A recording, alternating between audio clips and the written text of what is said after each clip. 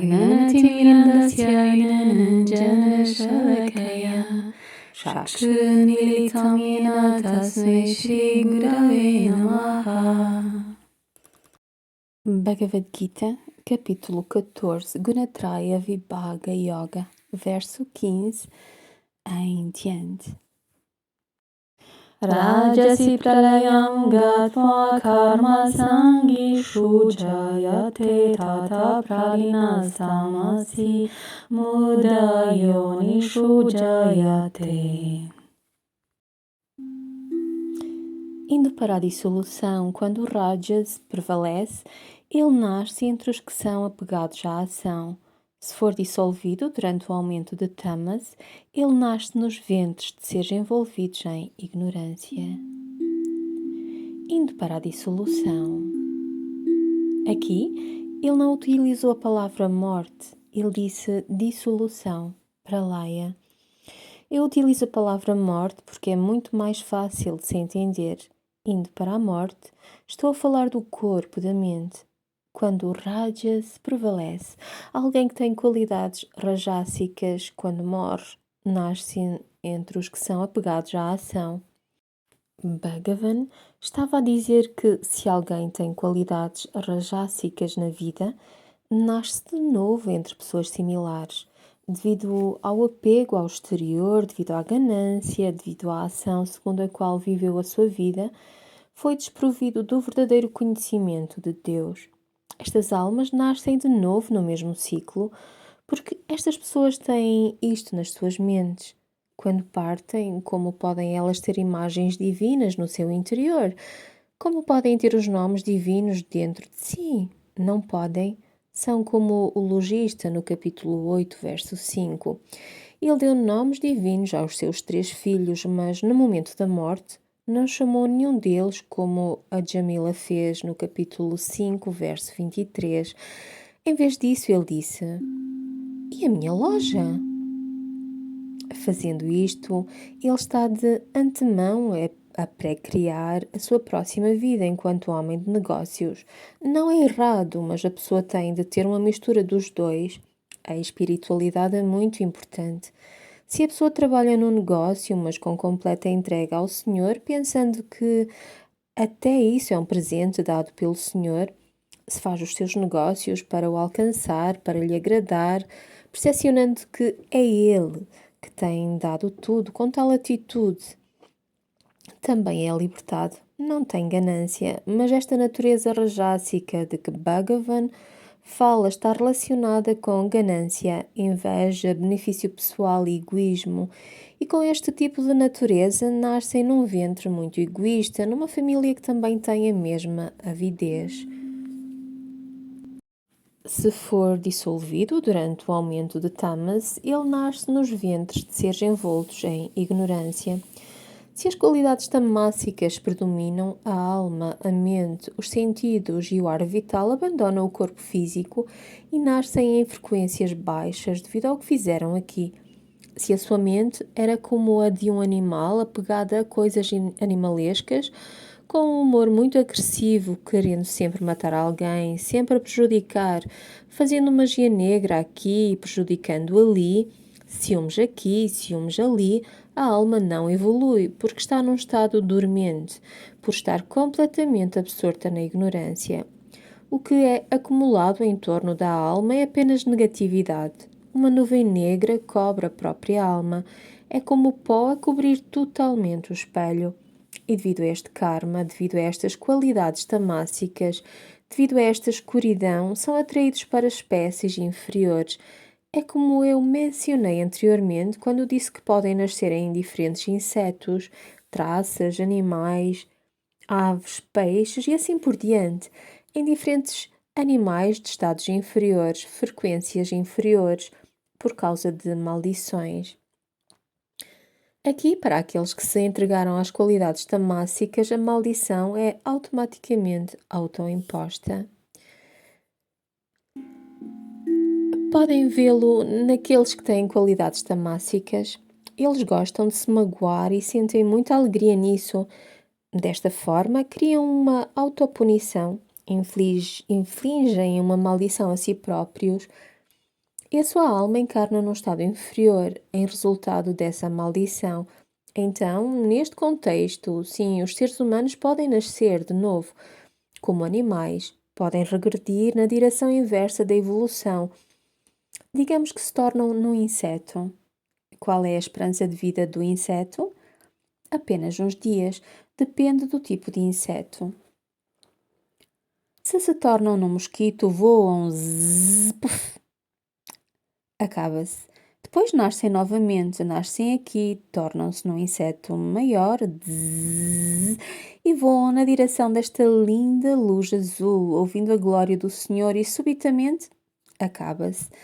A natureza tamássica termina, desaparece por terem ouvido o Senhor. Então nascem num estado mais elevado, não regressam novamente como um inseto, assim tornam-se num ser humano. Devido ao punha que estes insetos tiveram aqui, nascem de novo num estado mais elevado. É a bênção que têm. São sortudos.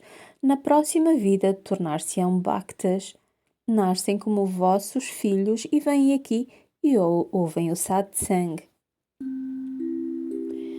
No verso 5, Krishna explica que Prakriti é limitada por estas três qualidades: Rajas, Tamas e Sattva. Tudo o que é criado tem estas qualidades. Não é que uma pessoa tenha apenas uma qualidade dentro dela, não. A própria criação tem as três qualidades dentro de si. Para que alguém nasça na Terra, para que a manifestação aconteça, as três qualidades estão presentes. Mas aqui Bhagavan Krishna está a falar da qualidade que predomina sobre as outras, e quando a pessoa deixa esta terra, nasce de acordo com o guna predominante. Um bhakta que está completamente absorto no Senhor chegará à morada do Senhor. Mas o bhakta que lida com negócios estará absorto nos negócios e nascerá aqui, novamente, para trabalhar nos negócios. Capítulo 14, verso 16.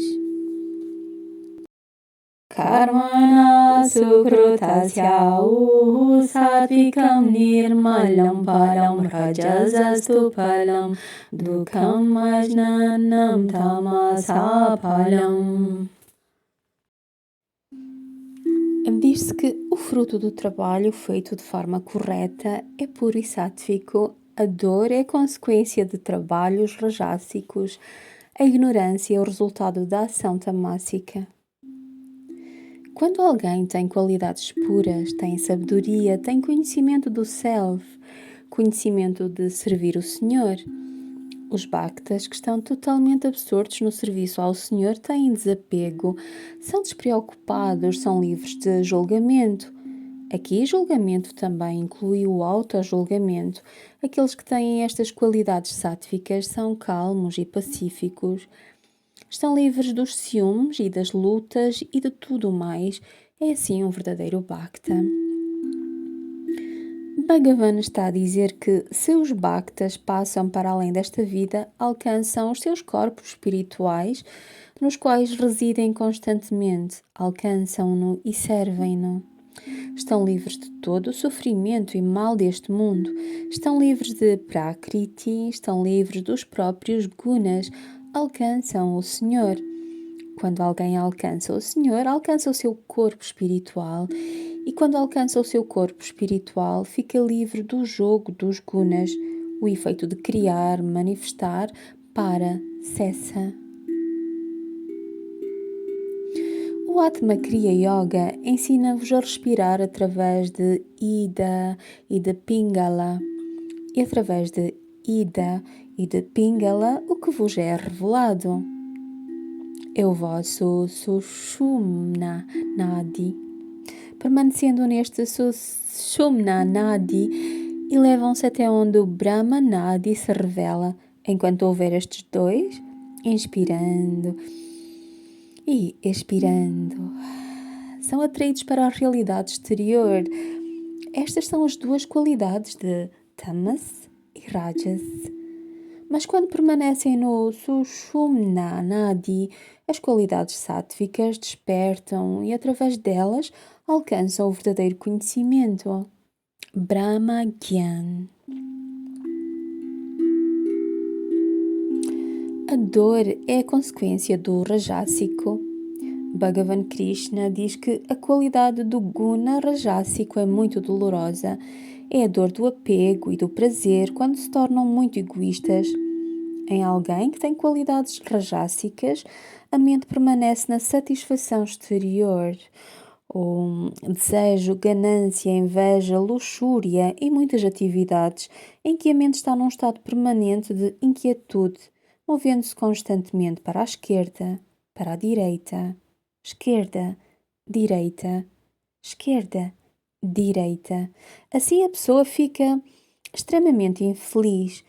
Devido a este estado da mente, é arrastado para o ciclo, para o turbilhão do nascimento e da morte. Então, constantemente a sair e a entrar e a sair, permanece deste modo um escravo. Poderá dizer: quando serei livre? Mas para ser livre tem de transcender estas qualidades. Bhagavan diz aqui que aquele que tem qualidades rajássicas não aprende a alcançar a graça de Deus, a alcançar o Senhor através da devoção e do amor. Quantas pessoas compreendem realmente o amor? Poucas. Quantas pessoas vivem realmente este amor? Poucas. As pessoas cujas mentes residem sempre nas coisas exteriores não conhecem este amor, têm uma determinada imagem do amor, criam uma determinada realidade e chamam-lhe amor, quando na verdade não se trata nada de amor. É apego e este tipo de amor entra nesta categoria. Pelo contrário, o verdadeiro amor liberta a pessoa e o verdadeiro amor é a essência daquilo que ela tem de alcançar. O bom punha é como ter uma conta bancária que está sempre cheia. O guna rajásico está sempre em movimento. Quando fazem bem, está cheia. Quando param de fazer bem, está vazia. E o guna tamásico é como não terem nada na vossa conta bancária, é como terem um saque a descoberto. É aqui que o stress surge. A ignorância é o resultado da ação tamásica. Aqueles que têm a ação tamásica são aqueles em que tudo o que fazem está cheio de maldade, cheio de tendências e qualidades assúricas. São sempre violentos e não focados, estão sempre a beber, sempre embriagados e ausentes. Devido a esta ignorância do self, pessoas assim, depois da morte, nascem em frequências de energia inferiores. Como já expliquei anteriormente, às vezes nascem como animais, até demónios e entidades com qualidades assúricas. Nascem também em esferas inferiores. Estas qualidades permanecem sempre no Brahmanadi. Todas estas qualidades ficam e vibram, e isto é o que determina a próxima vida. Para um Bhakta, isto não importa, porque o objetivo do Bhakta é unicamente alcançar o Senhor. Ele não está preocupado com o amanhã, porque sabe que o Senhor providenciará, o Senhor cuidará. Não há nada a temer ou com que se preocupar, mas a mente inquieta da natureza rajássica preocupa-se, está sempre a entrar em pânico com o que o amanhã trará, o que poderá acontecer daqui a um ano. Nem sequer sabem se viverão até esse ano. É por isso que na Bíblia São Paulo diz: nasci em Cristo, passo o dia com Cristo e morro todos os dias com Cristo. Devem perceber isto. Em todos os movimentos devem estar sincronizados, em todos os movimentos devem estar sintonizados com Deus o tempo todo. Como expliquei, não é muito fácil pensar em Deus constantemente, mas pelo menos quando planearem seguir o vosso caminho espiritual, quando entrarem no vosso caminho, segurem-se firmemente a Ele, não se desviem. De outro modo, todas as outras tendências, as rajássicas e as tamássicas, ficam à espera. São como cães à espera de qualquer momento para morder. Estes são os verdadeiros inimigos. Capítulo 14, verso 17.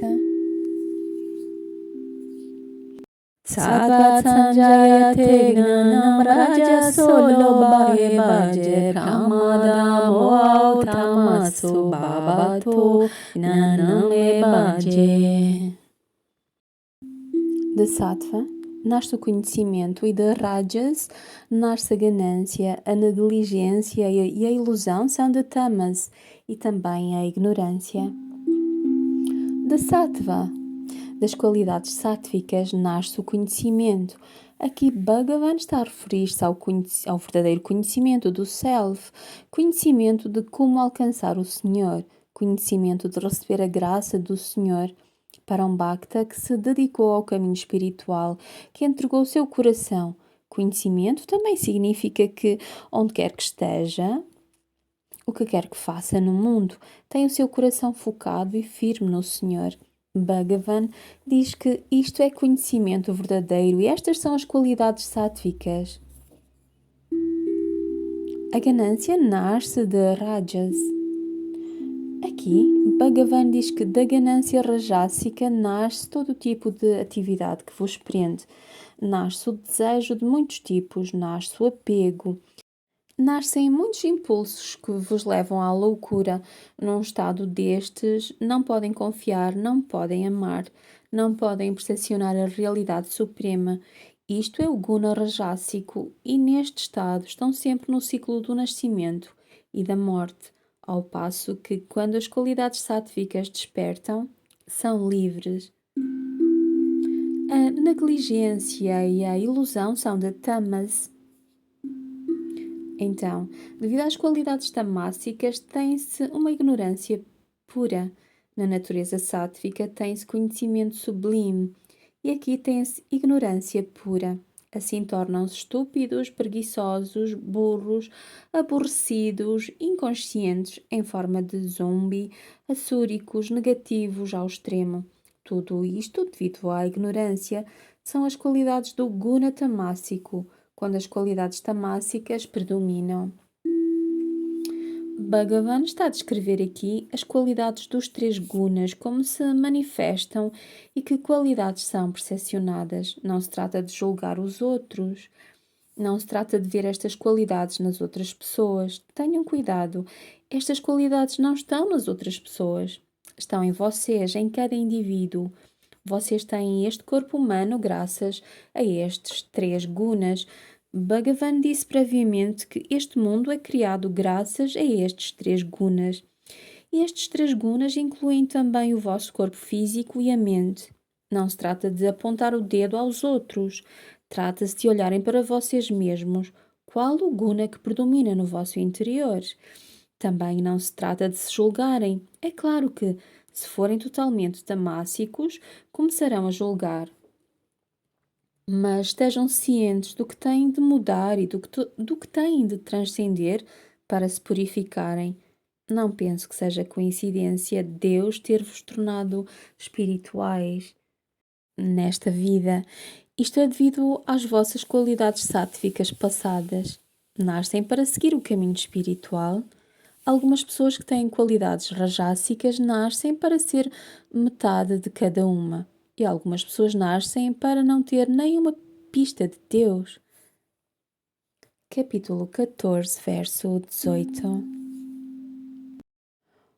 Urvam gajanti sattvastha madhye tishtanti rajasaha jaganya guna brutishta adho gajanti tamasaha. Aqueles que estão em Sattva elevam-se, aqueles que estão em Rajas permanecem no meio, os tamássicos, aqueles que estão envolvidos na ignorância e na inércia, o efeito da qualidade mais baixa vão para baixo. Aqui Bhagavan explica a Arjuna que aqueles em quem as qualidades sáttvicas predominam elevam-se, alcançam os seus corpos espirituais e podem servir o Senhor. Tornam-se servidores muito próximos do Senhor e levam-se até Vaikunta ou Goloka, até ao céu, onde estão em serviço contínuo, com amor total, adoram a graça de estar ao pé do próprio Senhor. Aqueles que estão em Rajas permanecem no meio. Aqueles em quem as qualidades rajássicas predominam não evoluem para as esferas mais elevadas, nem sequer se elevam para alcançar a morada celeste. Estão presos no ciclo do nascimento e da morte. Dançam ao som de Maya. Nascem repetidas vezes neste mundo, vida após vida, até que, pela graça de Deus, encontrem o seu guru e sejam livres. Mas até lá, dançam. Os tamássicos, aqueles que estão envolvidos na ignorância e na inércia. Aqueles que são tamássicos estão presos, estão num estado completamente inativo. O efeito da qualidade mais baixa vão para baixo. Aqui, ele diz que eles não estão apenas presos, serem tamássicos puxa-os para baixo, para encarnações inferiores. Alguém que coma muita carne na sua vida nascerá como o animal que muito comeu. Como disse, é uma maldição automática que a alma coloca em si mesma para que encarne, para acabar com certas qualidades, para pedir perdão daquela forma. E devido a estas qualidades tamássicas inferiores que os arrastam para estados inferiores, devido à ignorância, começam a cometer todo o tipo de erros e condenam-se às espécies mais baixas, tal como a malvada esposa do Brahman, que tinha grandes tendências de cobiça. Ela nasceu enquanto cadela. Deste modo, estas qualidades tamássicas levam-vos a nascer em frequências inferiores. Mas para um Bhakta, isso não funciona, porque um Bhakta é livre. Talvez permaneça no rajásico e no sátvico. Isso é bom, é um equilíbrio. Se permanecerem nestes dois, têm uma oportunidade. As pessoas normais permanecem somente no Guna Rajas e dançam a mesma música todos os dias.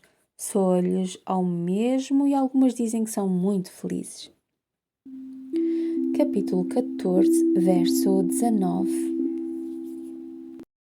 Nanyam gunabhyaha kataram yada drashtanupashyati gunabhyaja param veti mad bhavanso digajati. Quando o observador percebe que os modos da natureza são toda a atividade e causa das obras, e sabe e volta-se para aquilo que é supremo, acima dos gunas, ele alcança um Mahabhav, o movimento e estado do divino. Quando o observador percebe que os modos da natureza são toda a atividade e a causa das obras, aqui o observador é o Atma, o grande observador. Quando observam a natureza através do conhecimento correto que adquirem no vosso caminho espiritual, sabendo que o Senhor está acima dos gunas, ele alcança o Mahabhav, grande Bhav, consciência divina, o movimento e estado do divino. Aqui o Senhor está a referir-se a quando a mente, os sentidos e o ar vital são desviados das atividades ou funções normais como ouvir, ver, comer, beber, refletir, dormir, sentar-se e assim por diante. Quando alcançam o verdadeiro conhecimento adquirido no caminho espiritual e quando estão absortos, através da meditação no Self, ele diz Mahabhav, significando que a mente se vira para o interior. O movimento não ocorre em direção ao exterior, mas ao interior. Então, não vão numa viagem ao exterior, mas numa viagem ao interior. Quando seguem esta viagem interna, automaticamente elevam-se devido ao bhav sátvico e o estado da mente, nesse momento, muda. O estado da mente não é focar-se na realidade exterior. Devido a estas realidades sátficas no vosso interior, fazem a viagem para o vosso interior. Quando observam a viagem no interior, percebem que há outra realidade, o grande observador. Percepcionam este grande observador quando compreendem que é o Self que observa a realidade da vida e que todo este drama das qualidades sátficas, rajássicas e tamássicas existem apenas no exterior. Não estão relacionadas com o Atma, estão relacionadas apenas com o corpo. nesse momento, a verdadeira consciência desperta.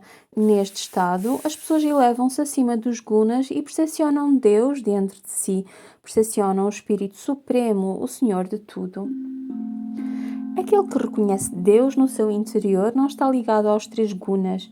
Aquele que percepciona Deus em tudo não está limitado pelos 3 gunas e automaticamente aquele que está absorto nesse estado de consciência divina não se identifica com a realidade exterior. Percebe que para lá destes gunas é apenas o próprio Bhagavan Narayana, que é a forma absoluta e que é apenas ele no seu aspecto sem forma, estado Nirgun, que manifesta tudo. Nessa realização, o Bhakta alcança o estado do divino e começa a manifestar todas as qualidades divinas, percepcionando Deus e somente Deus em toda a parte, em todos os momentos. Ele alcança o Mahabhav. Quando a pessoa tem este Brahma Gyan, este conhecimento verdadeiro do divino, percepcionando Brahman em tudo, alcança a realização de Deus. Quando os Bhaktas praticam, a sua mente não deve vaguear para a esquerda, para a direita. Deve estar aquietada e focada naquilo que fazem. Se estão a fazer o Abhishekam, a sua mente deve estar concentrada na divindade e não focada naquilo que irão fazer a seguir para o jantar ou naquilo que irão comer depois. Deve haver uma concentração profunda. Uma vez, Shri Ramakrishna estava a fazer o seu puja no templo de Kali, servindo a mãe. A rainha Aranya Rashmoni estava lá, mas na sua mente estava a programar os seus afazeres. Naquele momento, Shri Ramakrishna deixou a sua oração. Chegou ao pé de Aranya Rashmoni e simplesmente deu-lhe uma bofetada. Paf! E claro, os guardas reagiram e disseram: ela é uma rainha e tu és um padre. És um padre maluco, estás a bater na rainha. Foram prendê-lo por ele a ter esbofeteado, mas a rainha impediu os guardas porque sabia porque tinha sido esbofeteada. Existe um tempo para tudo. Quando se sentam no vosso escritório a trabalhar, Deus não vos incomoda dizendo: devia estar a pensar em mim e a ver-me agora. Ele quer que estejam em paz, concentrados no vosso trabalho, a fazer o vosso trabalho. Não aparece à frente, no vosso computador, a assediar-vos, no vosso ecrã. Pof! Ele não faz isso. Quando a rainha estava lá sentada, a sua mente não estava presente, por isso, enquanto rezam, devem estar totalmente focados na vossa oração. Quando se sentam em meditação, devem focar-se totalmente na vossa meditação. Não deixem que a vossa mente se distraia com outras coisas. A rainha percebeu isso e disse: não prendam Shri Ramakrishna, ele está simplesmente a fazer o seu dever. Então, depois, ela encontrou-se com Ramakrishna e prostrou-se a ele, dizendo: foi bom teres-me esbofeteado para me lembrares que durante a oração devo concentrar-me inteiramente na oração. Quando estou a fazer o meu dever, então posso planear.